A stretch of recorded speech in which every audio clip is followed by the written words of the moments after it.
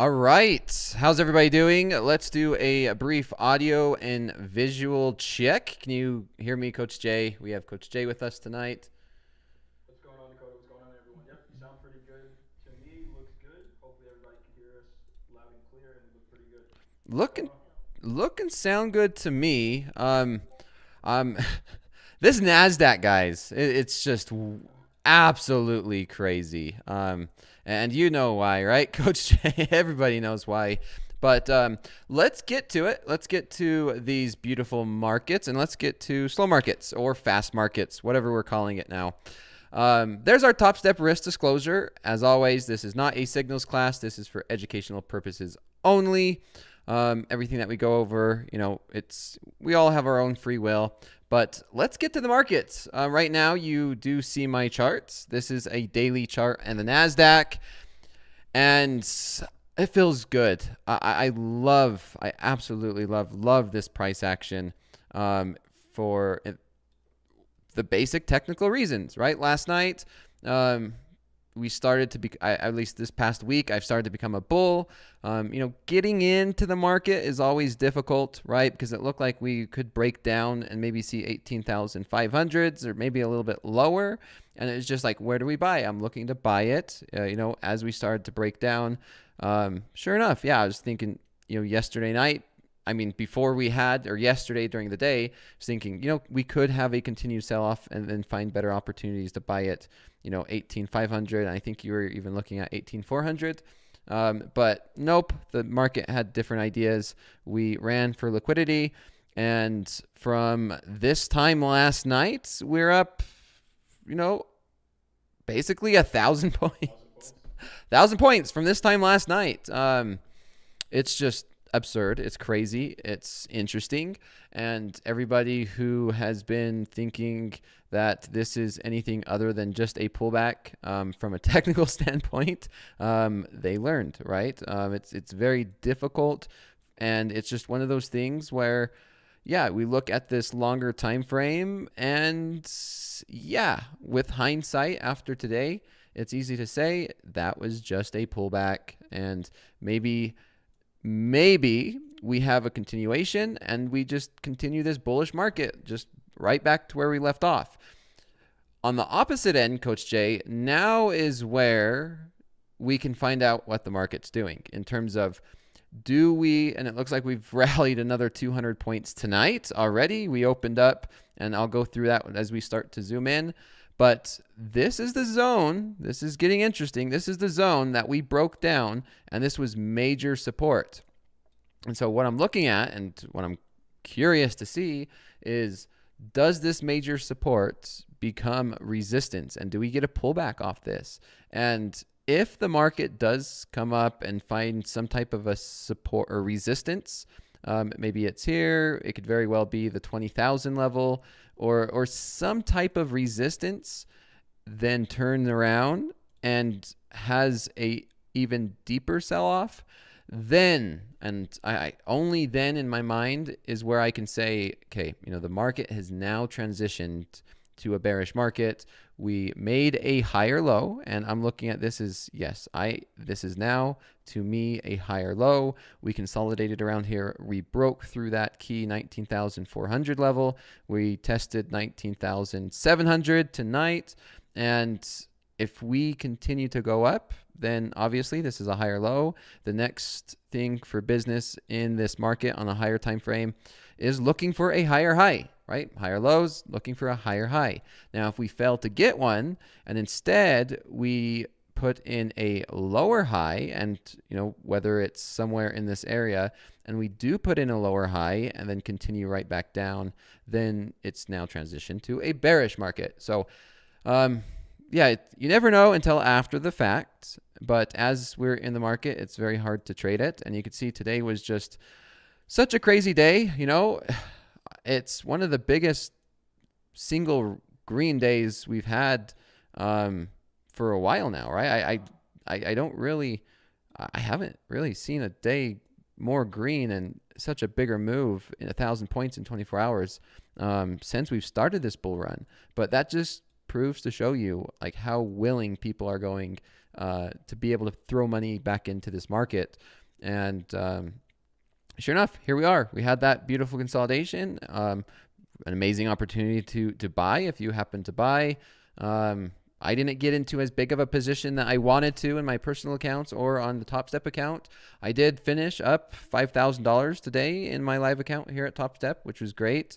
But I was really wanting to continue to buy more down into this deeper zones, which, spilt milk. I'm happy that we're starting to rally.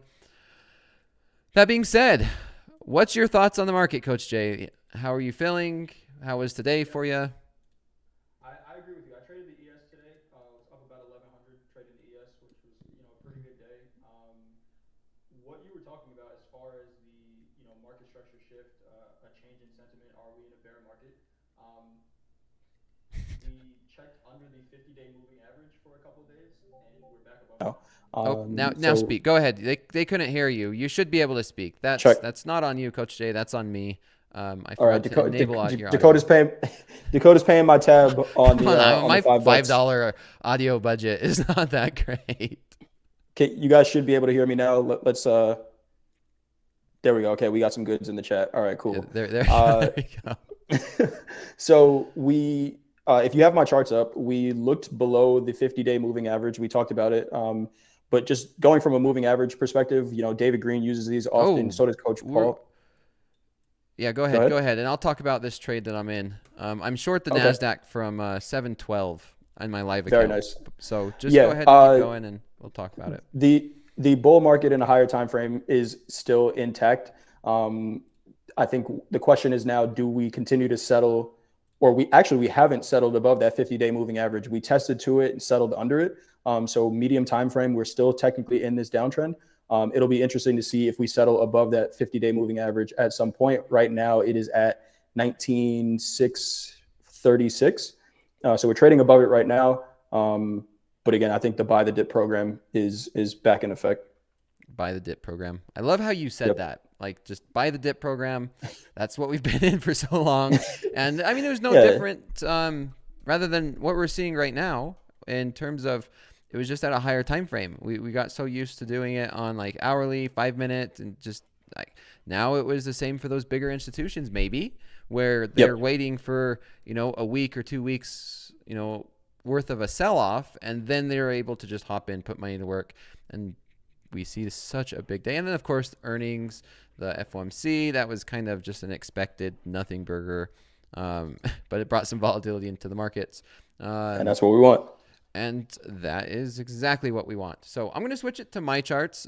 Here is my live account. So let me go ahead and switch it right there. So here's my live account. There is my entry. I was in 2 contracts. I did close one out for profit right around the 54 area. But let's continue with this analysis. I don't mind showing this, but take a look. And I want to show why. And it was kind of what we were talking about on the daily chart. This is not a big long-term trade. This is something where I'm looking to maybe hold for a little bit. But on that daily chart, as you guys remember, this was a key resistance area. Sure enough, we came and we rallied up there tonight. You could see where we started. We started tonight right below 600. We finished the New York session around 580 at 5 p.m. Central. We opened up at like 590. And for the past 2-3 hours, we rallied all the way back up into this resistance zone. This is obviously a very, very strong support zone for the past, week or two. And, that has an opportunity to become resistance. Do I think it's going to sell all the way back off? No. I think just if we're going to see some type of a pullback, some type of a reversal, or, some type of anything, maybe back down towards, I don't know. I don't know if we could get all the way back down to 600 because this is a very, very bullish market as of today. But if we're going to see some type of resistance, I think this was the zone. That's why I got into this trade around, 712. And then as we start to zoom in, so let's go ahead and zoom in and let's think, where can we see this market go? What am I expecting for tonight? Well, there's the open. So this is where we closed, and basically we opened just a little bit above that. I'm going to go ahead and change this to a different color. And yeah, ever since then, it's been up 100 points, 115 points. I was able to get in at a decent or at a great entry now, obviously, but risking, my stop loss was a little bit wider. I was risking about $300, or it was actually $600 because there was 2 contracts. And so tonight, I'm looking for some more of the same like we've seen today. Like any of these pullbacks have been buying opportunities. And like you said, Coach Jay, it's right back on the table. It's buy the dips until the market tells us otherwise. And the dip buyers, ever since last night, all the way down to 18,700, I mean, there wasn't really much of a dip, right, until the New York session. But I think we're in the same situation where we look for opportunities for the market to sell off and find areas to buy it around key support zones. The first one, it's already been made, I feel. Maybe if we get a sell-off down to 570s, then of course this next one that we made during slow markets was my 530s, and we continue to go down that and just looking for opportunities to buy the market and go with all of this momentum that we're seeing. Thoughts on that, and then we can move over to crude oil. Yeah, speaking of the buy the dip program, I actually just missed a pretty decent buy signal for what I look at. We see this yellow line on my chart here. This is anchored VWAP from the Globex session open. And then the dotted yellow line that you can see here that's kind of faded is the high of the 30-minute Globex open. So that VWAP is leaving that Globex range. Seeing this heavy sell into that VWAP without breaking through it is a pretty good buy signal for me to limit risk, right? If I could buy somewhere near the lows of these candles, I only got to risk about 5 points to determine whether or not I'm wrong. We see the sellers got stopped here, and that was a 25-point trade in the opposite direction. So I missed a good trade there, but it is what it is. We'll find another one. Sure, there's no lack of opportunity in this volatility. If you caught some of that power hour, Coach Jay, it was the same thing. It was, 50-point swings in every minute. I think the ATR during that power hour, it was like 30 points a minute. And so there's no lack of opportunities in these markets, especially when we're seeing this volatility from a day trader's perspective. And it's something else. I mean, this is something that traders basically live for. And when the markets are like this, it's just like a dream come true to be able to place a single contract and, make $2,000 in 5-10 minutes. And it's unique. You can make and lose it. And so scaling down is always something that's very, very important. And today, when I made that 5,000, the biggest contract I had on was 2. I think at one point I had 3, but I closed it really quick, just looking for 20, 25 points, which is absurd for me to consider a 25-point scalp that lasts just a minute or two. Usually that's like a 5 or 10 minute trade, and it's a really, really good trade. Now it's just walking down the street picking up 25 points as you see it. Yeah, I mean, we talked about that a little bit last week, right? These expanded ranges, you don't need to you don't need to be over leveraged, right? You don't ever really want to be over leveraged, but especially not when the ranges are expanded, where in the same amount of time, you can make a lot more, we can make or lose a lot more in the same amount of time with these expanded ranges. So putting on a 1 lot, a 2 lot, or trading some micros, there's a ton of opportunity out there. Yeah. So let's go ahead and move to crude oil. I'll let you start it off since we are on your charts. If you want to start off the crude, I know that the DOM and all that stuff is making it a little bit blurry on your end, but then we'll switch to my charts. I'll move this stuff over. Here we go. How's that? Maybe that's a little bit better. Yep. All right. So crude oil, we'll go to a 30-minute chart first. We had all this area down here in crude in the 75, 76 range. Monday afternoon, we saw a 500 lot sitting at 75 in crude, and that got filled yesterday. It's a passive bid order. We don't know whether or not that person is buying to open or buying to close a position. But that's some decent size. That order got filled yesterday, and we saw we had that accumulation me, just kind of reading the order flow, reading price action, that looks like somebody who had the intentions of buying to open a position and was probably building a bigger position in this consolidation down here for this eventual breakout. I know the news kind of expedited some of the move that we saw today, but reading the charts, reading the order flow, we can kind of predict, if you will, what's going to happen, if we pay attention to these orders. So it's a ton of buying down here. Hoop had pointed out to me earlier today that a similar size was on the offer at 76 even. So we're thinking, maybe that person got out of the trade there. But if they're accumulating size down here and they're showing us a 500 lot, I'm assuming that the position is a lot bigger than that, right? So, continuing this uptrend from that buy at 75, we're coming up to a pretty crucial area now. This 30-minute range, you can see this dotted yellow line on my chart. It is right around 78.62. That was a level from I don't even know how long ago, but we can see how important it is, right? The market traded right up to that, and we're kind of consolidating around it right now. So I'm just looking to see whether or not we continue this buying and target the 80s and 81 up above. Yeah, exactly. I'm with you. If you caught any of my slow markets last night when I was talking about crude oil, it was the same thing. Like that was, and I don't like to use the word easy trade, but it was just a very, very simple and obvious trade. And you can see I have the daily chart up, and I've been talking about this for so long. I talked about it and I just love when it plays out like this. We was talking about it up here. We was looking for the market to sell off down to this area, and sure enough, we got down to this area, and it was the exact opposite. I said, okay, well, let's look for this pattern to continue. Let's look for areas to buy down here. And yeah, whoever bought those 500 contracts is sure just they're having a blast. They're over there enjoying life, whether it's whoever it was. But what a big day in crude oil as well. Last night, I was not expecting anything like this. And as we start to zoom in, bullish, looking for areas to buy the market, we were all the way down here in this zone and around $75, $76 a barrel. And that's what we were looking at. We've seen this beautiful pattern. This was a zone of resistance. And if we broke above that, it was just, let's look for long. Let's look for long.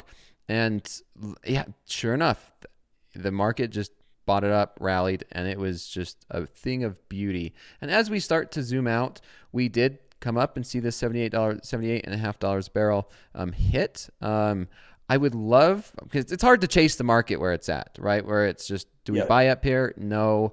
As much as we want to buy up here and go with this momentum, it's very, very difficult. For me, I would much rather have some bit of a sell-off or a pullback, maybe to this $78 a barrel or $77.60. And the reason for that is there's a lot of resistance there that could become support. And same here around $77.60, $77.50s. And then look for those longer targets like we're seeing is, maybe, $80.50 or $80 a barrel, or, even up towards this, pattern that we've seen on the daily up towards 82, depending on how quick we get there. But other than that, that's all I'm seeing. It's very hard to get into a market. It's almost like if you miss the move, then you need to practice patience. You need to just wait and watch and see if it gives us another opportunity. And again, on the 5-minute, it's basically the same thing. This was that double bottoming breakout pattern that we were talking about last night. And then sure enough, it was just off to the races. But here's a good example of a pullback that I would be looking for in crude to where we got that pullback. We went up to $77.50, pulled all the way back down. It looks like almost a $1 sell-off or a $1 pullback, and then that continuation. So I want to see something like that now to give us that opportunity to find areas to buy the market. Thoughts on crude, Jay, on that lower time frame? What are you looking at right now? It is hard to buy up here. What I'm looking on another screen. I'm just looking at potential areas to buy. I like that 78. I'm seeing that a big order was filled at that 78 price. 307 contracts were filled in a 1 second period. So someone was buying at that 78. So I do really like that. 78, maybe 77.50, like you mentioned.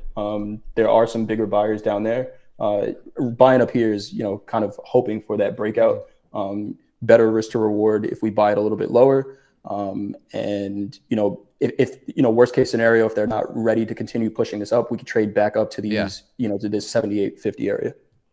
I like it. Now let's move on to our gold trade. Every single night we've been watching gold, and we've been seeing this gold trade work. So let me go ahead and put my charts up, and I, of course, keep paying attention to my live trade.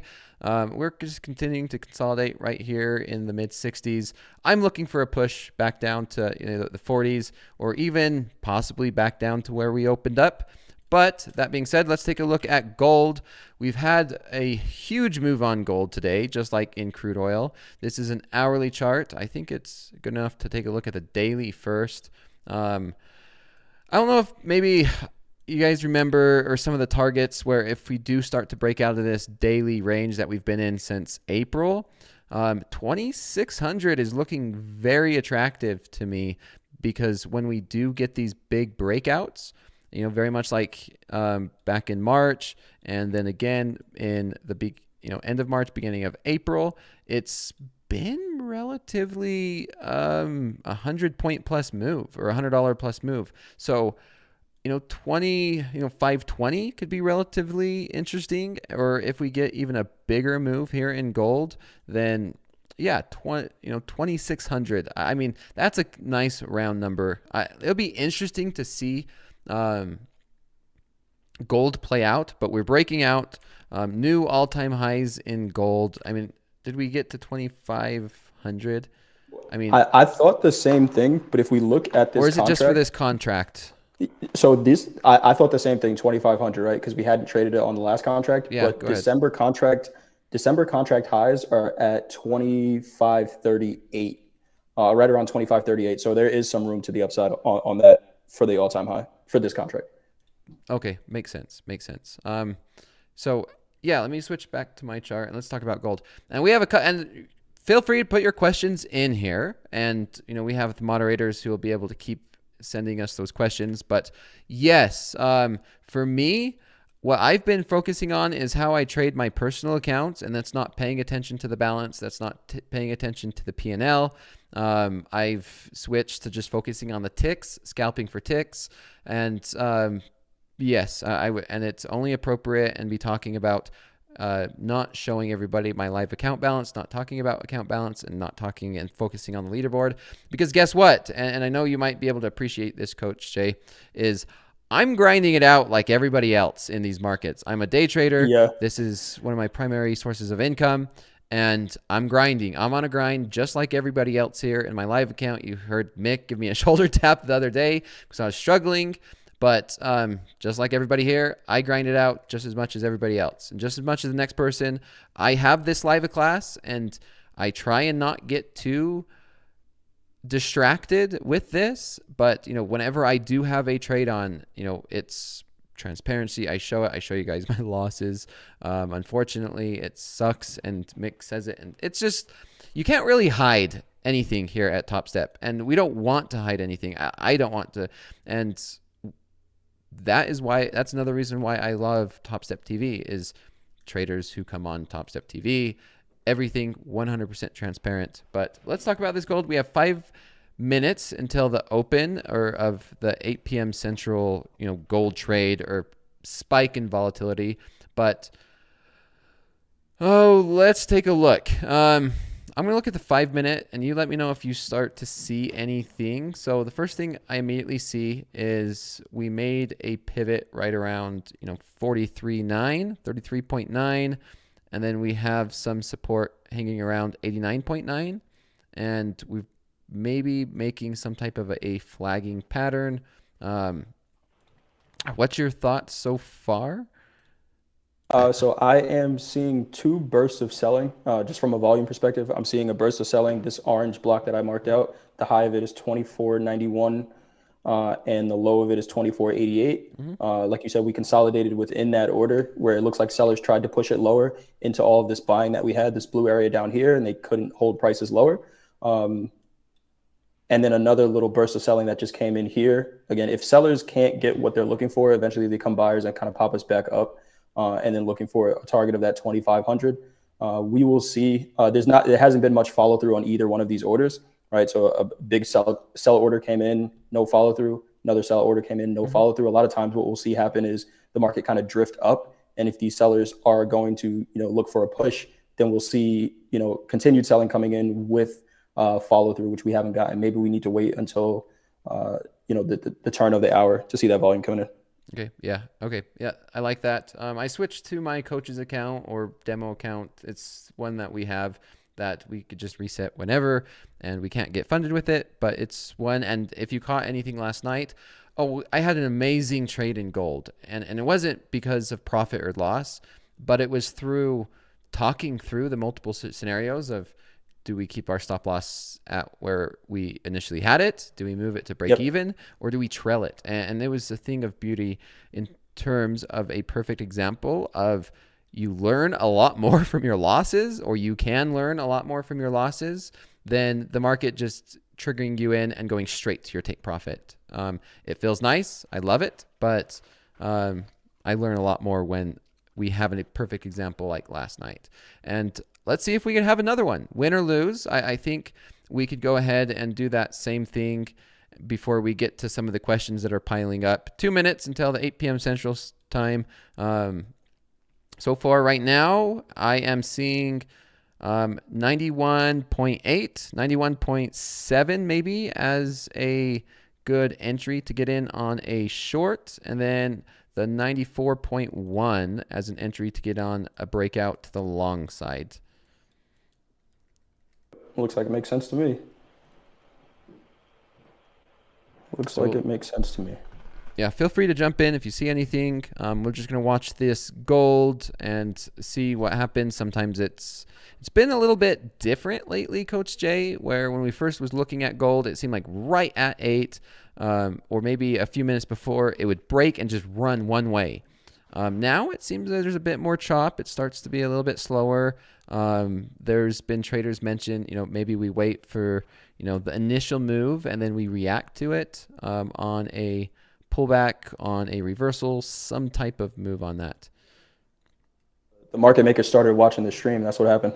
I was thinking the same thing. I'm like, yeah, but I don't think it's big enough for people to, I don't know, but you never know, right? Like, you just never know. Right. Hold on a second. This guy's making too much money. Cut him off. There's some secret that they found at the 8 p.m. So, okay, now I am initially thinking 92.9, maybe 93 as the break to the long side, and 91.7. That might be a little bit early, but that's okay. We'll see. We'll watch this. Ron Harris, any idea why gold makes a move at 8 p.m. Central? I think there's a lot of traders talking about it. There's some market opening. It's the top of an hour, but you guys probably know more than I do.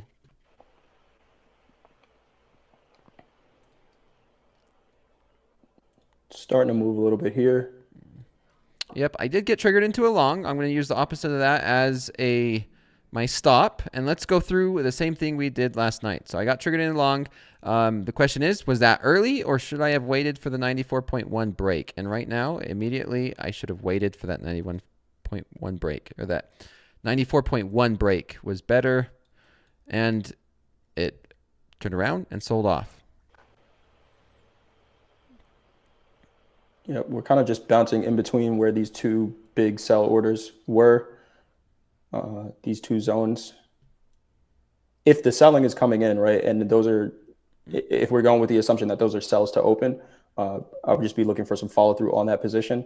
I do like the longs if we can't break below this 24.91.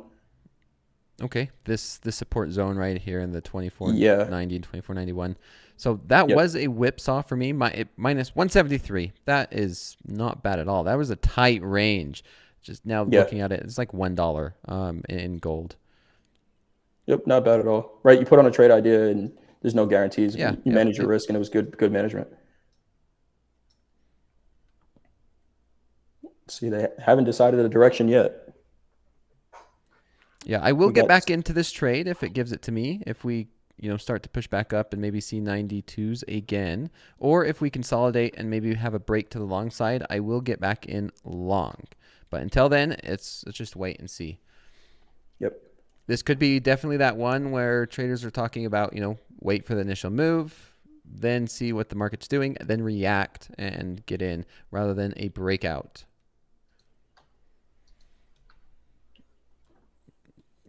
Okay, so I'm seeing entry again. Let's see if we could get in.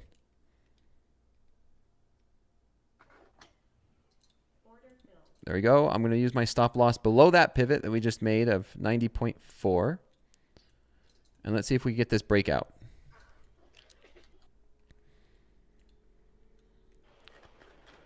Only thing I'm seeing on the tape right now, there's a 100 lot at 24.85 and another one at 2,500 even. But outside of that, not seeing too much. Fair enough. You just get long again? Yeah, I got long again, 92.3. As we went up and broke out of that level again, I just put buy at bid, and the bid was at 92.3. Some targets that I'm already looking at. So one of my first targets, if we do start to break out, is going to be around 96. But this is in one contract. If I was in multiple contract, my one target would be 96, and then I'll let one run. Since this is one contract, if we do break, I would hold it for a push towards 2,500, maybe even a break above 2,500. But I might have just got faked out again on this one.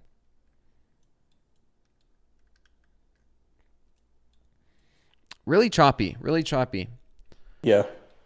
We're chopped around kind of in a 2-point range. So now the next question, would the stop loss at 2490.4 or 89.6 be more efficient? I'm kind of on the side on either of these, because if we break 90.4, we could probably just break through that. But then again, having a stop loss below this support could be more reasonable. I can tell you why I like 89.6 a little bit better. If we look at this selling candle that we talked about. Yeah, there we go. If we look at this candle, 50% of that candle is 24.89.5. So far, buyers are in control for this Asian session that started at 8 p.m. Eastern. Mm-hmm. So yeah, I like the 89.6 a little bit better.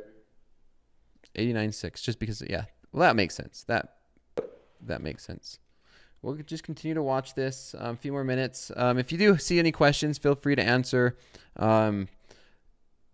There's a couple questions that I think I'm going to hold off to wait until after this gold trade so we could really dive in depth. But if you have any questions regarding what we're doing right now, regarding this trade, like, hey, why'd you get in there? Why'd you get stopped out? Or what are you looking at right now? Maybe what are we thinking? What are we feeling? Those are the best questions that I love while we're in the middle of a trade, and we can start talking about this until it starts to move a little bit more. But we are testing the high 2092s, so right back up near these highs. The question is, if we do get to break, do we add? Is there a reason to add if we break above like 93.4 or maybe 94.1? Can we find a reason to add as we're starting to break out?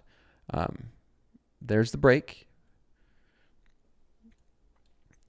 We haven't broke the 94.1 yet. So no break in that 94.1.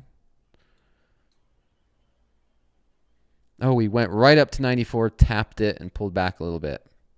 Yeah. I don't know that I would add to this one just because I'm, from a tape reading perspective, I'm not seeing buying really coming in here. Okay. It looks like I'm not seeing initiative buying that says they want to continue to push it up. It looks like the sellers are kind of just getting absorbed when they push into these lows here. So I don't know that I would add yet, but it's a good trade, right? Yeah. Great trade for what you have on right now. Couple really good questions is, did you force this trade because of the show, or would you have waited? So I didn't force this trade because of the show. We've been analyzing this trade in a simulated account. I got in. I love to get in a little bit early and have a better risk reward. It's just me. It's sometimes I've always tried to think, maybe I should have waited, but I love to get in early, have a tighter stop, have a better risk reward on that. So let's walk through this trade. We're starting to break up. So far, so good. To add at, the break of 94.1, because I want to walk through all these scenarios. So how would it have been, how would be this trade if we would have added at 94.1? Then we're going to be talking about, what could have been a better way to manage a stop loss. Right now, I'm going to keep this at break even. So it didn't really matter whether keeping my stop loss at 90.4 or moving my stop loss down to 89.8. So far, that didn't really matter. Adding would have been really good in this situation so far. My first target's going to be 96.2, 96.4, up to the top of this New York session where we closed during power hour. We're almost there, but so far so good.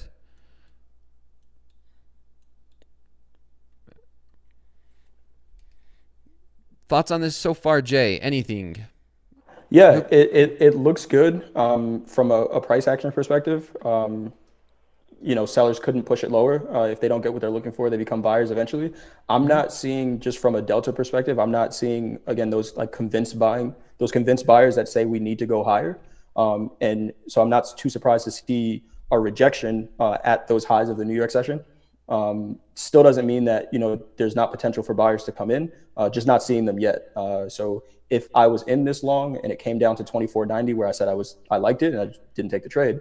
But if I was in this, I would be thinking position management up here just because we're not seeing the buying coming in at those highs. Yeah, no, that looks good because I'm not looking at the DOM. You're seeing that volume, and that is amazing to see. And I absolutely love whenever I'm looking at the technical chart, I have yourself or Rips who's able to talk through and say, hey, you know what? I'm not seeing the volume coming in as buying. And so I'm not surprised by this rejection. So, that is an area where I personally am trying to improve in my scalping. And just looking at the chart right now, we did get that rejection. So far the ad was still okay-ish. Essentially when I added up here, as you can imagine, let's go ahead. I want to put an ad just so we can walk through it, and I don't have to sit here and say, oh, we could have, would have, and should have. Oh, no, maybe if it gave me that chance. So maybe here's another example is add on that pullback. So that could have been another option is we get the initial move, we are in a long, and when we get the pullback, we look for another reversal and then add in the direction that we broke out. And so maybe adding would have been good on the initial break or adding on that pullback of that retest of the 94.1. Did you get your fill there on the ad? Not yet. No. I'm going to do that. I was waiting for it to come back down to the 24.1. Gotcha. Yeah, let's just get that.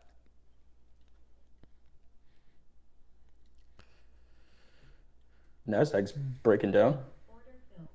There's my ad. NASDAQ's breaking down? Yeah, we're in the 30s now. All right, I got to take a look at that. Sorry, guys. That's a little more important to me on this one. Yeah, we just had about a 20-point move, 30-point move. Yeah, that's... You know what? There we go. 3K on my live. Very nice. I'm out of that one. I don't want to get distracted. Just get out of it. I hear you. The next. I had to let you know it was moving because I have it on the side of my on another screen, and I just saw some price action going on. I'm like, what's going on over there? Man, trading with somebody so much, it's so nice. But then if it keeps selling off, I'm like, what the heck, Jay? I should have never done that. So yeah, my so far the ad was beautiful. So far the ad is really beautiful on this trade. It's looking like that, right? Whether we add or whether we, I'm going to actually change this to ticks. I don't know why it was changed back when I logged in. So ticks, because we're talking about ticks. And so let's walk through this. So I'm risking 28 ticks, and I want to, and if you caught my show last night, Coach Jay, I'm going to draw everything out, and then we're going to go through the different scenarios, regardless of whether this is a win or a loss, and talk through it. So first of all, let's go ahead, and I want to have one at take profit around 96.2. So the next question is, what would happen if we move the stop loss to near break even, because we had that pivot right there around 93.1. So we would be risking now 2 ticks. So the risk right there would be 2 ticks if we get stopped out, because that's where I would be moving my stop loss right now, because that was the beautiful pullback. We got the pivot, we got the continuation, and to me, that is where I would move my stop loss to 92.9, risking 2 ticks. Okay, we're pushing up 95, 96. I'm going to go ahead and get out of 1 for, oh, how many ticks is that? Okay, we just got out of 1, We made, there we go, 20 ticks. So that was plus 20 ticks. So I'm going to go ahead and do this as, oh man, my drawing skills is getting better. It's getting better. Really not nice the best. burst of buying just came in there. Looks like some stops probably went off above those highs. Yeah, this looks really good. There we go. Bam. First take profit is for 20 ticks. And let's go ahead and continue. I'm going to move my stop loss back down here because we're doing that scenario.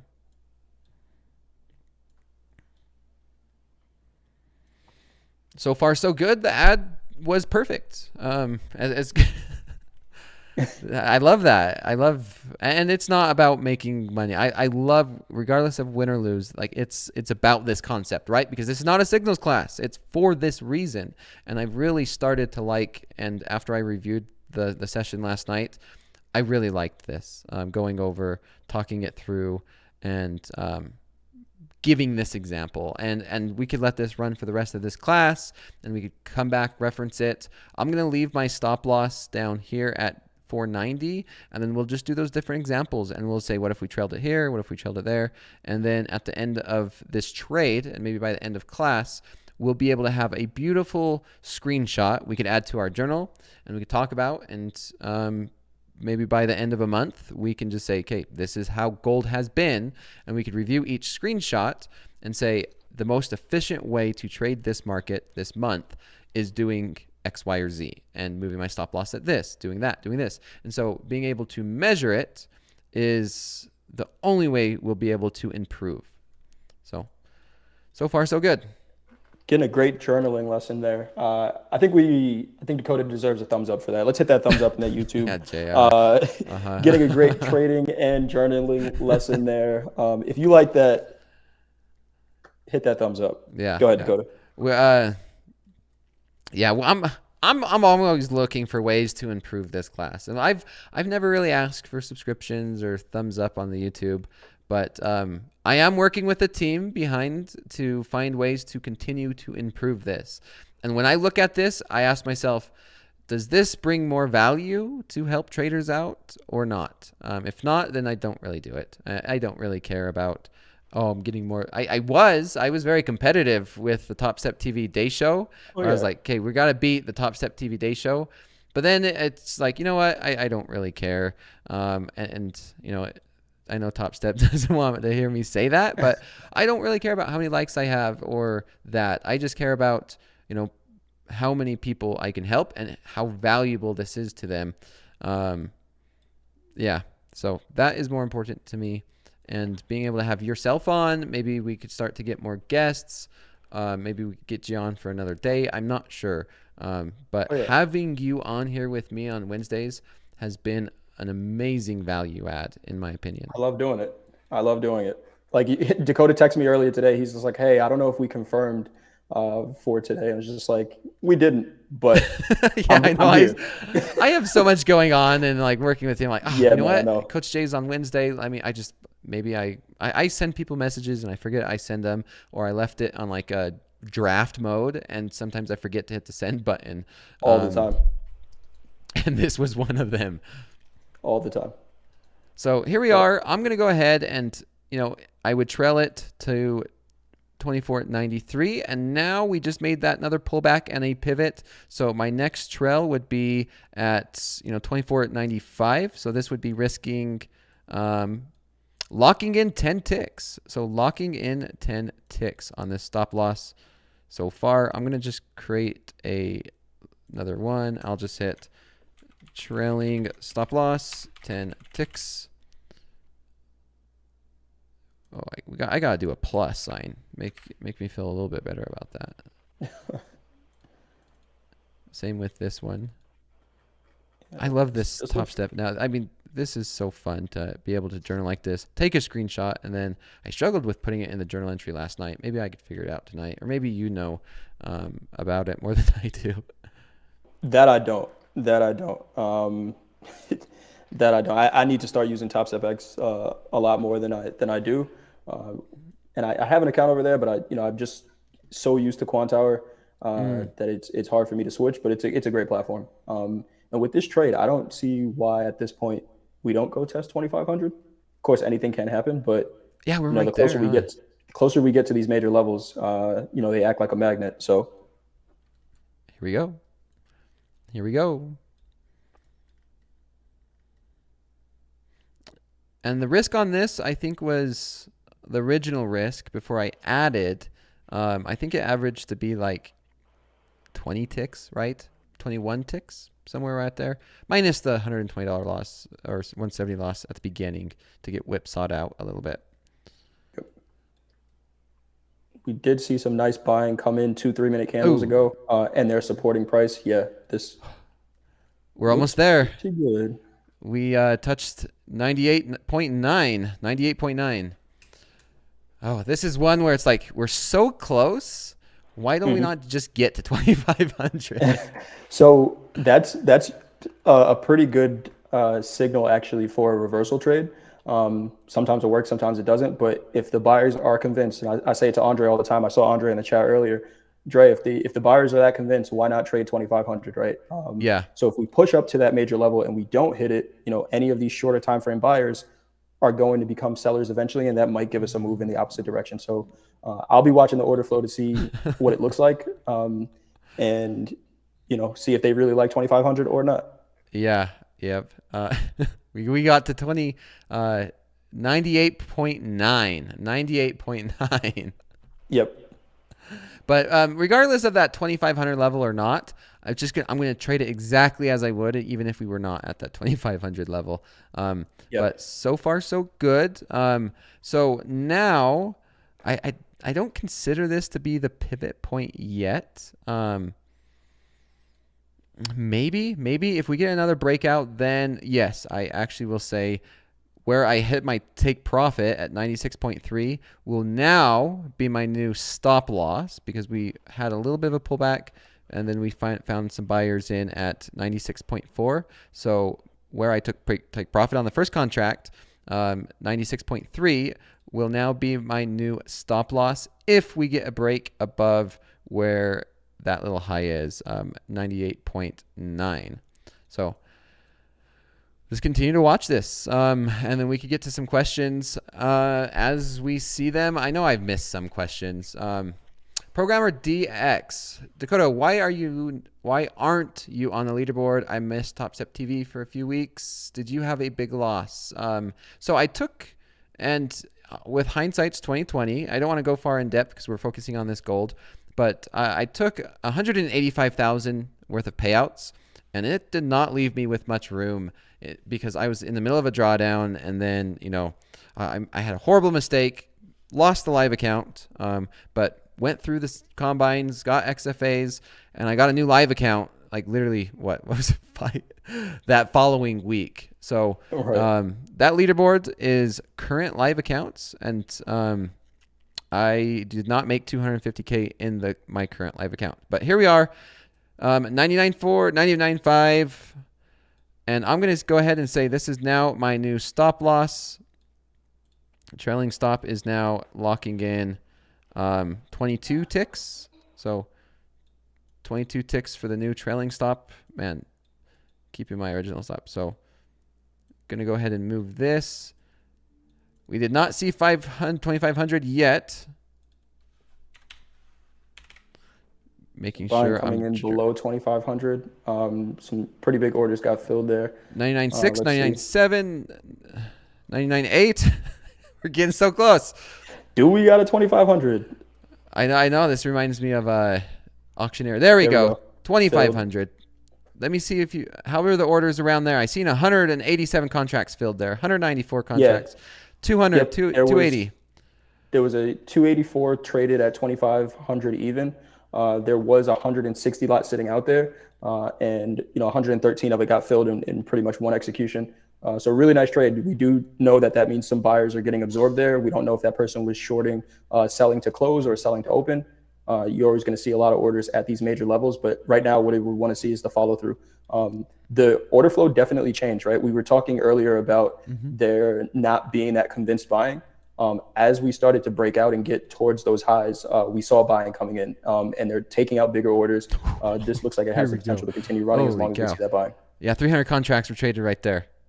300 contracts right at that. So I'm going to say the new stop loss. I'm just going to go ahead and trail this with with the actual stop loss, because this is not going to be turning around. Oh my gosh, it's just going. We're going. Yeah. Here we go. We broke through that 2,500 level. Okay, so now stop loss is locked in. 31 ticks. 31 ticks. Very nice trade. And that is why you trail it. That's why I love trailing this. Okay, back down to 2,500. Let's see how the contracts are looking here. Ooh, not too many so far. 356, 356. 56 at 24.99 too. Outside of that, I don't see much. Right now, it's just the question of, whether this buying that we've seen is sustainable. They broke through the major level. There was a ton of buying there. Are they going to continue to push it? Or, do we get some, of a counter trend move? Some decent buying coming in above 2,500. So it looks good for right now. You just wanted to, kind of determine if this is sustainable or not. Yeah. Here we're pushing up. We're continuing to hold near the high. Continuing to hold above 2,500. That to me is important, to hold above such a psychological level. It's like such a psychological level. So, because we don't have any levels to the left, right? Like there's no resistance that we're looking at. It's now just a guessing game of where there could be resistance. Or am I wrong? 30-minute. So remember, the contract highs are at 38, 25.38. So if I'm looking right now, I see maybe a potential resistance at 25.05 on the 30-minute chart. And that's going back to July 17th. Okay. So you see that? Yeah, I haven't looked at it. Let's take a look. Let's look at. I'm just gonna look at it hourly. I just don't see anything. Maybe because it's on Topstep X and it's not the continuous. Right click your price scale and then just hit reset price scale. So the price axis on the right side of the chart, right click it and then click reset at the top. There you go. So where's this 25? To the left. It is July 17th. Of last year? You're not seeing it on your chart. No, this year. Okay. Oh, well, you know what? I think it's Topstep just X is using that. Is just front month. Yeah, it's using front month. That's what it is. Yeah, that's all. That's all. So it's for the front month, sure. Yep. Let's watch how we play out, because we're still hovering around this 2,500 level.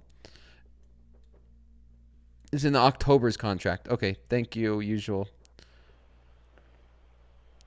So, okay, we are now back below 2,500. And now the question is, where do we go? I'm still trailing it, plus 31 ticks.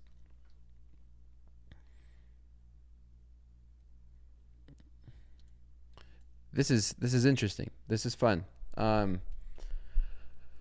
Does the trailing stop close the trade for you? Yes. It's now this trailing stop is now acting as a stop loss.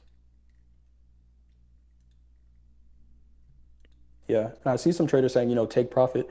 There isn't one. There isn't a reason to yet, right? Where sure, the market came down a little bit. I'm not seeing selling coming in, and you already trailed up and you secured some of it, right? So, hold on to the trade and if it comes back and stops you out, great. But I don't see a reason to just take this off yet, just because we came back under that 2,500. Yeah, not We know yet.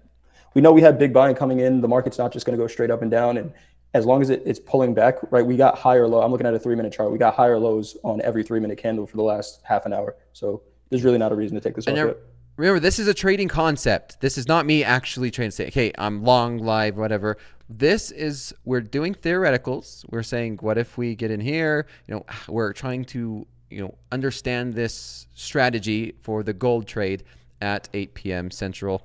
And you can see we're journaling as we go through this. We took profit on one based off of a technical reason, and we got into 2 contracts. We are going to go ahead and trail this, and I do see a reasonable trailing stop now. We're going to go ahead and put this in and lock in at 52 ticks. So this is going to journal. We're going to make sure this is 52 ticks. Max Maserati's, exit strategy, where if he enters on a 3-minute chart, he zooms out and he says, I'm not getting out until I see, a candle in the opposite direction on a higher time frame chart. And it helps to stay in trades, right? It's not an easy thing to do. But a lot of times if we stay zoomed in on that shorter time frame, we want to react to every price movement that happens. When the market is, through its natural fluctuations, is going to look like it's going against us. But the order flow I have not seen any selling coming in. So this looks pretty good. Yeah. Yep. Joe Fox, can you quickly run through the trade concept again? I'll rewatch it too, but might be nice to hear. Yeah. So I'll after this trade's done, we'll review it. After the trade, we'll review the trade, we'll review the journal, and going from there. But we're looking at theoreticals, right? Where we got in, where could we have moved the stop loss? Is there an advantage to moving it sooner or keeping it here? Like, there's so many things that we could talk through and talk about this trade.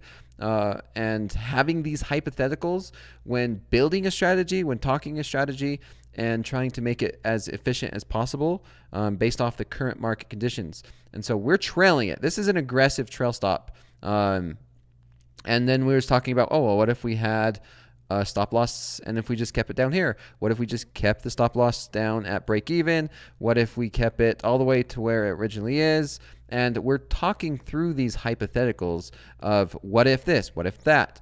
And we're journaling as we go through this, so that way after the trade is done, we have a great journal entry. And then after a period of time, like say a month, 2 months, a couple weeks, we can go through, we can evaluate it and say, this has been the most efficient way to trade this instrument during this period of time. And then we can make that decision as a trader to say, okay, the most efficient way is to scale in and to trail the stop loss, or the most efficient way is to not trail the stop loss and leave it at break even. So here we are pushing back up. We held the 2500s. That was a beautiful hold and new highs, new contract highs. And some decent buying again going off here. The one thing I see, and sometimes traders might think, hey, is this a good place to buy it? You could buy it here, but you're kind of hoping for a breakout trade. And we've gotten pretty far away from where VWAP is, right? Right now, we are almost 5 ATRs away from VWAP on the 3-minute chart. So I don't know that I would buy it here, but this is great trade management, right? You got to trade on. It's working in your favor, and kind of just let it work. Yeah, yep. And it's about the concept. It's not about making the money. It's not about everyone, let's trade this. Gold's going up. It's the idea, and I want to continue to stress that. It's the idea. Yeah.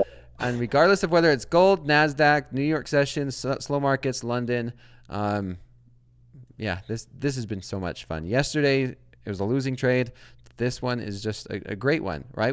I took a $175 loss getting chopped up, but then we got into a great position. We got into 2, and this is a beautiful example of why trailing it can be very, very profitable. It's already was risking 20 ticks, and we're already 52 ticks. So it's beyond a 3-to-1 risk reward, because we already profited 20 ticks.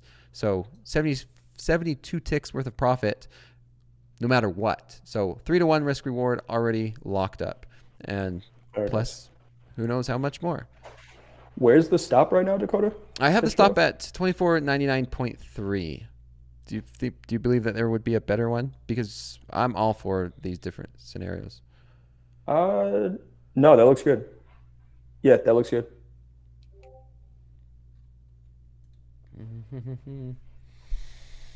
Yeah, let's see. It looks like we might get stopped out now because there's that rejection from 2502 so far.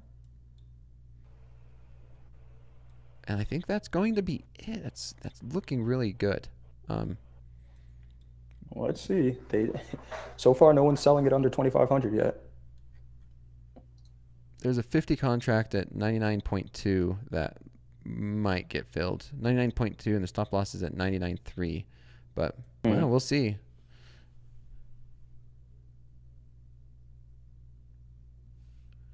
How's the NASDAQ doing?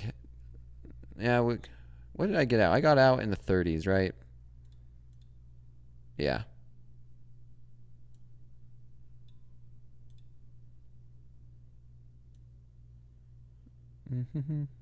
Let's go to this. Sorry, just looking. Okay. Live account is much different. Let's see. 99.3. 99.3 is the stop loss on this trade. Yeah, that 99.2 might get filled. 52 left there now. Yeah, it looks like it will.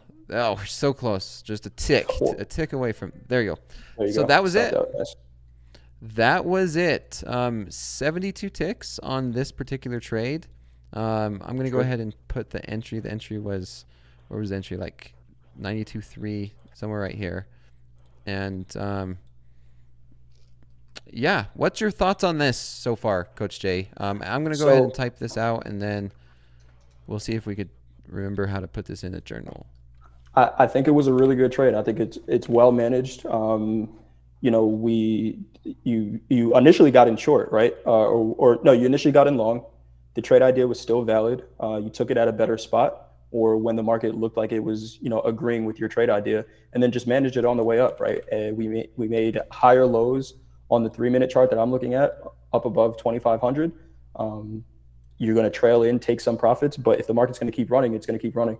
What I was talking about before about maybe not getting in above that 2,500 was exactly for this reason. Coach Paul and I talk about this all the time. I use VWAP in my trading. And what VWAP is, volume weighted average price. VWAP stopped going with the market, right? We can see price here. This is really close to VWAP. But up here, we were on a 3-minute chart, we were 4 ATRs away from where volume was. A lot of times what you'll see happen is a pullback because the market has gotten too extended from where most of the volume was traded. So I thought it was a well-managed trade, maybe a decent opportunity for a quick short back to this VWAP with this extension. But I don't think there was anything. Yeah, I think it was great.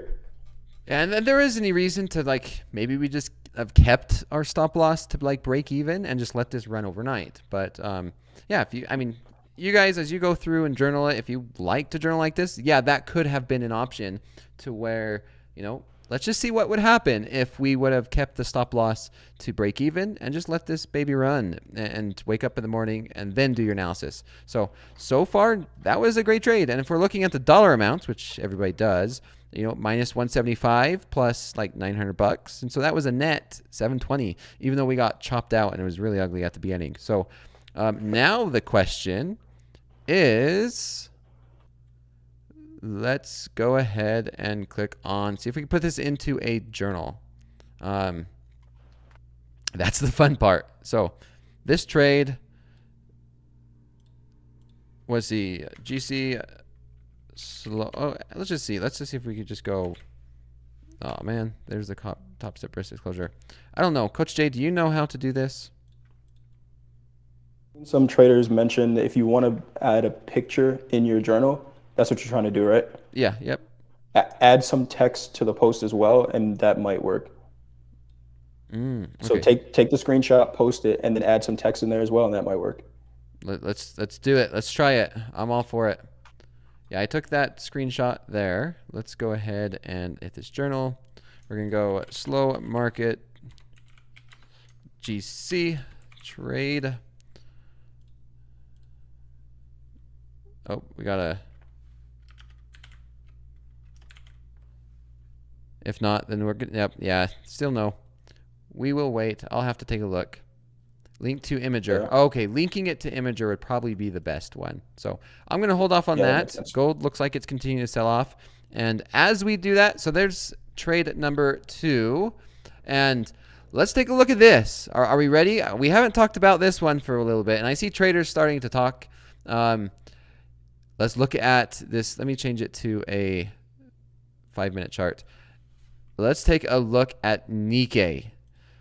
It's just, I don't, no idea what's going on. I'm sure you guys might know, but it's selling off hard. It's melting. It's just broke through support, broke through 38,000. And, you know, one day we're just selling off. We were at 39,315 and we just broke 38,000. We're at 37,845 Nikkei's Japanese market.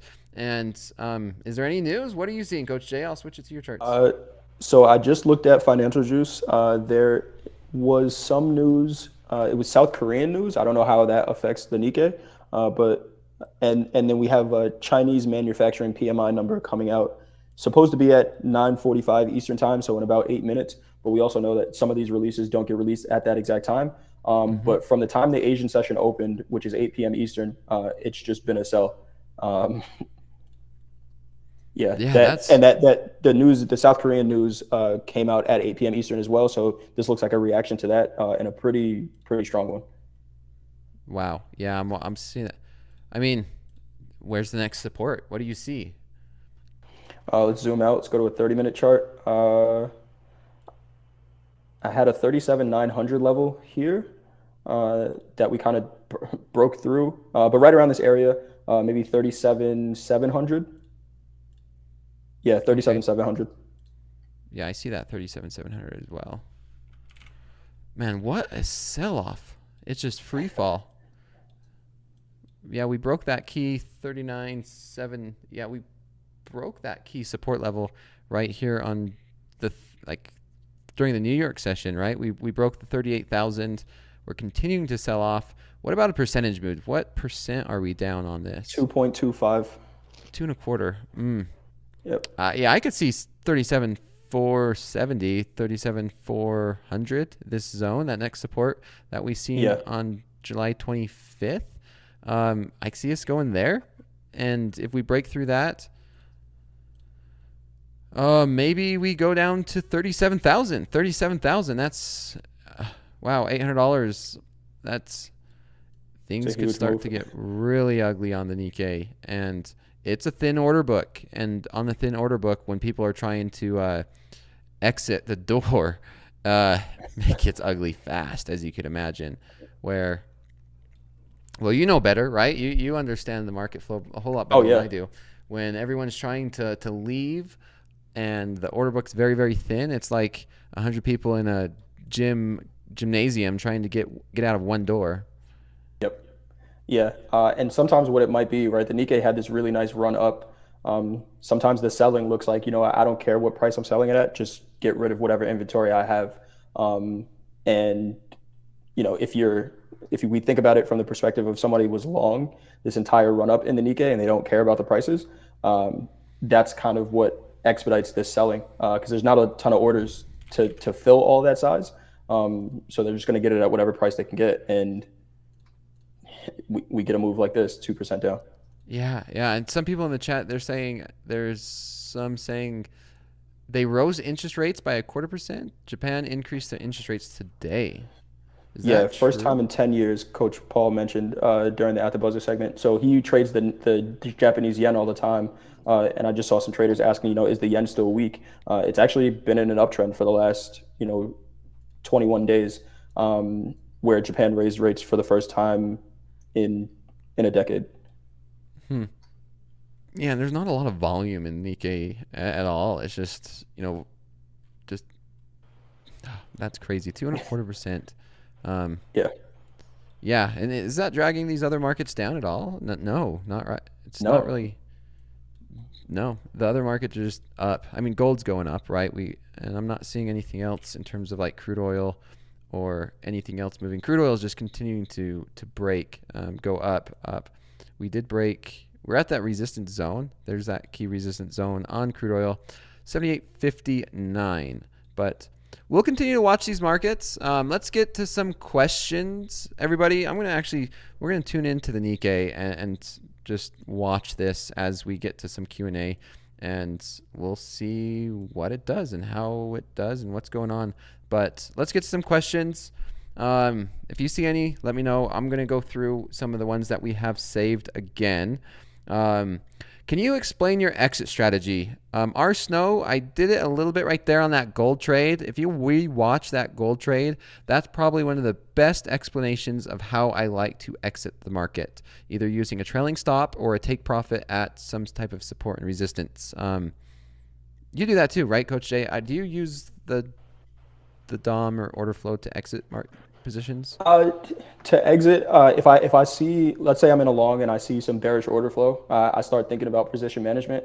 Same way, if I'm in a long and I don't see bullish order flow, I think about position management. But then again, my exits are going to be based on a level where, hey, I saw some buyers come in here.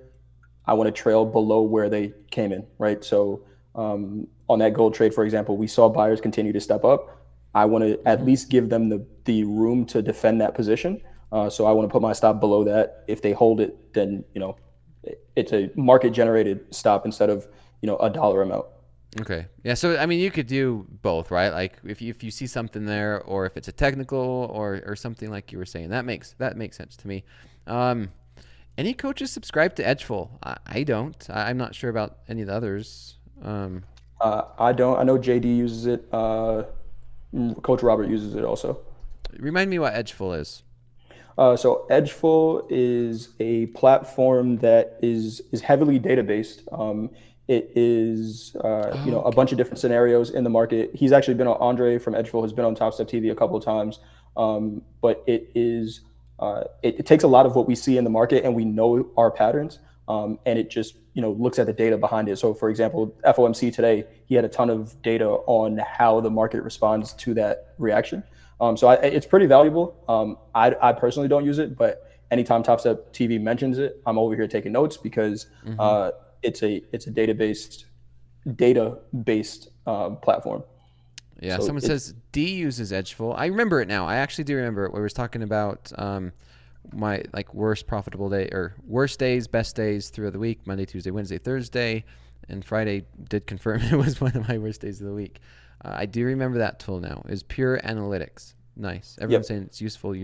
Yeah, any type of analytics is useful if you're able to use it and implement it in the correct way, and not let it distract you or ruin the whole idea of keep it super simple, right? It's very easy to overcomplicate things the more and more stuff you use. But it sounds like it could be a really good tool to identify those things. Yeah, definitely. Let's go through a few more. Man, I love having this class run an hour and a half. It really does. Usually I'm looking okay, it feels like we're past, and we still have 15 minutes. So 15 minutes to go through and talk about this is very nice. Can you quickly run through the trade concept again? I'll rewatch it. Okay, yeah, I talked about that one. Ooh, here is a good one.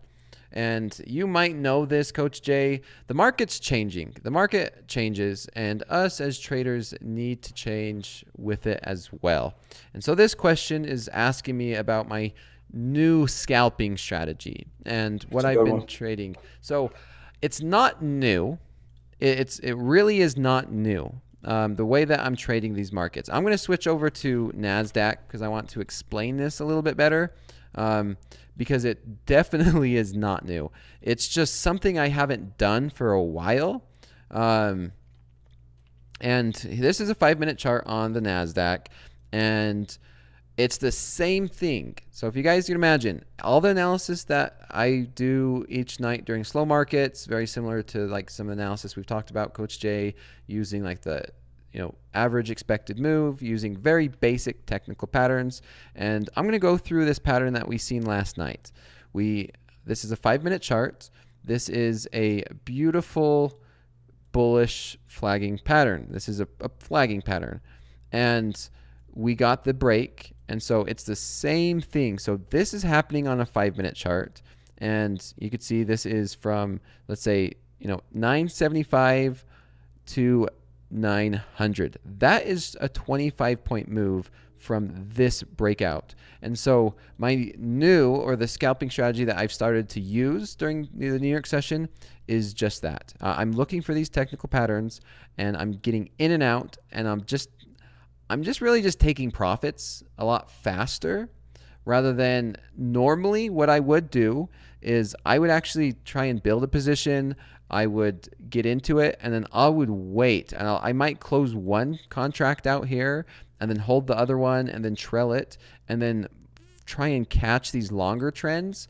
But nope, I have not been doing that yesterday and today. I was just taking profits as soon as I see 25, 30 points, as soon as that little burst comes. And it looks maybe a little bit better on the 1-minute chart, if I could maybe find it. So yeah, here's the 1-minute chart, and this will be able to explain it a little bit better. So here's that breakout, and instead of holding it for this big entire move, all I would do, if I see the breakout, I would get in as we break out.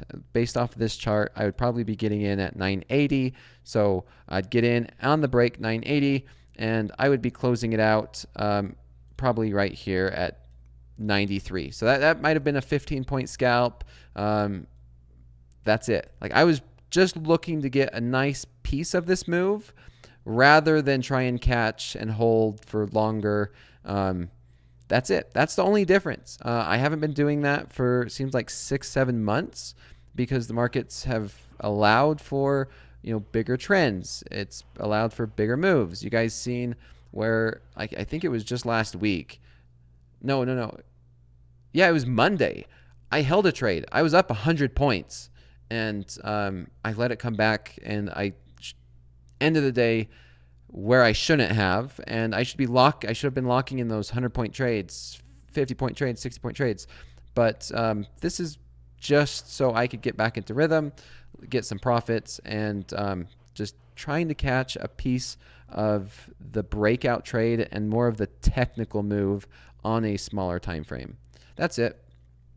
Dakota, you mentioned something just now. You said the word luck. Well, before we got on, you were talking about, maybe using that as a topic, and that lockout feature. You used the lockout today for the first time. Yeah, I did. Talk about that at all? Yeah. Maybe another time. Yeah, no, we could talk about it. So yes, I did. It was I was trading that strategy, and I was positive in my live account, and that's one of the features on Topstep X that I need to utilize a lot more, because I love to trade. I absolutely love it. And when I have my charts open and I see a setup, I take it. And it's like, here's an example. This was during the Power Hour session with Rips and David Green. Is we had FOMC, we had Powell speaking, we sold all, we went long, or the market was going up, we seen 560s, and I said, okay, as soon as Powell stops talking, I'm looking for this market to sell off.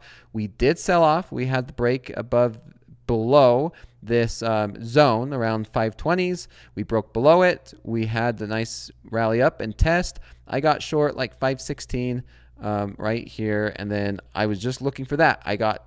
All I made, really quick in and out, one contract, 20 points. So I locked this one up. My profit was right about here somewhere. I'll have to double check, but yeah, not big. Made that, and I said, you know what? Okay, I'm up 3,000 for the day. I'm going to be too tempted to just trade this, and yeah, I utilized the lockout button. And once I hit the lockout button, sure enough, I seen setups, and it was a little bit frustrating. First time using lockout button, we sold off down to this level that was where I was looking for the market to return. There was a lot of support here right around this 430 zone. We got down there, and sure enough, we consolidated, and yes, I most likely would have entered on a break above these 452s, and we broke. I would have been able to catch another 20, 25 points. That was a little bit frustrating. And then again, we rallied all the way back up. And if you guys seen it, watched it. I was like, you know what? If I was still trading, I'd probably be getting in around the same level. David Green caught it, and sure enough, boom, that was another 20 points. And so I've seen, after I hit the lockout button, I sat there and I seen like 3 or 4 more opportunities that would have been beautiful, perfect trades, and they would have worked out, and I would have been up another, $1,500. And so I'm like, as frustrating as that is, if I wasn't on, say, like Topstep TV or on air, where I'm sitting here talking to everybody and we're looking at the markets, as soon as I hit that lockout button, I would just close it, Go outside, go eat, do something else. But forcing yourself to watch the market, you can get FOMO, even if you don't want to trade. So I would say the moment, and what is best, is the moment you say, I'm going to lock out, I'm going to be done trading, you turn it off. You go outside, you leave your computer. Worst case scenario, maybe what I could have done was switch to just like a demo or a practice account. But even then, you still get that itch of trading. And if you do good in a practice account, then you're going to be too tempted to switch. Different and say, emotions. no, last time I locked out, I traded my practice account, I did really good. So I'm not going to lock myself out. So that's also a bad habit. And I think it was a really good point because I experienced that today. Very rarely. I've never hit a lockout button in my live account before. But it was nice. I mean, at the end of the day, yes, I didn't walk away from the screen. Yes, I could have had the opportunity to make another $1,500. I could have also lost money as well. But at the end of the day, 5K on my live account. I'm up 3,000 in this live account. The same live account. I'm up 3,000 now. I'm not going to hit the lockout button because I still have the New York session to trade. But this could be one where if I hit the lockout button for 3,000, I would not look at the markets tomorrow. I mean, on my personal accounts, yes, I would, but on this account, no, I wouldn't. Right. Yeah, I think it's good practice to just not have to sit at the screen all day, right? Dakota and I, we do it. We have appearances on Topstep TV, whether we're done trading or not for the session. But when I don't have anything to do and I'm done trading, it might be the first half an hour of the market. I've been trying to be better about just getting away from the screens as well. There's always going to be opportunity when we're looking at the screens, and you just said it, Dakota, right? When you're there, if you're looking at it, if my setup presents itself, I have to take it based on the numbers. So I think it's good practice to just, say, hey, you know what, I'm getting away. We see MP do it all the time. He's like, yeah, I'm done trading, whether I'm up or down. I'm going to go skiing, I'm going to go hiking, join some meetings and things like that. It's why we do this. It's for the freedom to be able to do that. So yeah. I think working on that muscle of walking away when you made some profits or you took your losses for the day before you hit that loss limit is pretty good practice. Yeah, I agree. And we as traders sometimes forget that. We become traders for a reason. And it's to have more freedom, not less. And you don't realize until like after the fact, like I just spent all day looking at the screens and I ended up either losing money or just not making money. It's like I just put out an 8-hour work day and I have nothing to show for it. And so, yeah, I don't think us as traders, I know I catch myself doing it all the time. Like, I became a trader to not only have the financial freedom, but to be able to free up more of my time so I could go do the things I want to do and not be forced to sit behind a desk or go work a job or find a desk job. But yet I'm finding myself sometimes, and I'm sure like a lot of traders and some of my friends say the same thing is, I became a trader for freedom, yet I find myself sitting in front of the charts a lot more than if I would just go work another hourly job. Yeah. It's because we convince ourselves that there's opportunity all the time. And I do just want to say something as well. Guys, the reset codes, fire drills and stuff like that, there is a ton of information. Listen, there's a ton of information being given out on Topstep TV, ultimately to hopefully you don't need those reset codes and things like that. I will tell you the best way to get Topstep to give one away is to stop asking. I'm going to be straight up honest with anybody in the chat who has asked for a reset code today. If you stop asking, you'll get it sooner.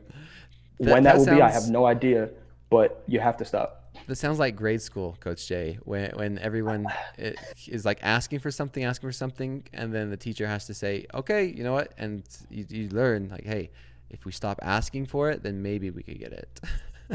Yeah, I'm just being honest. It is not going to happen if you continue to ask. I'm just letting you know. Tell your friends. Yeah, give me. Yeah, if you guys want the candy, you must not ask for the candy. And then maybe the teacher will be happy with how good everybody's behaving, and then randomly they'll get it. Oh man, But we're giving out a ton of great information here, right?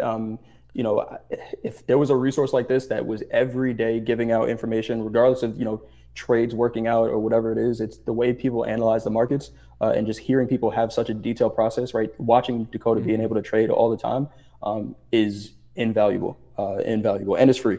Yeah, that's, to be honest, watching Topstep TV and the stuff that I see that Topstep's doing for the educational side, like the VIP, all that's free, right? The Right. Discord, what I've been able to do here for slow markets, that far exceeds any $150 reset, or like, yeah, the amount of value that brings, and I see online what people are willing to pay for like lesser quality of education is just outstanding. I'm like, why would somebody pay thousands of dollars for even a lesser quality of education, even if it is personalized? Like it's very hard to manage that. And we're asking or we are answering questions, and Topstep TV on the day show is answering questions like every single day in, day out. I couldn't even imagine how many questions that all of us answer daily.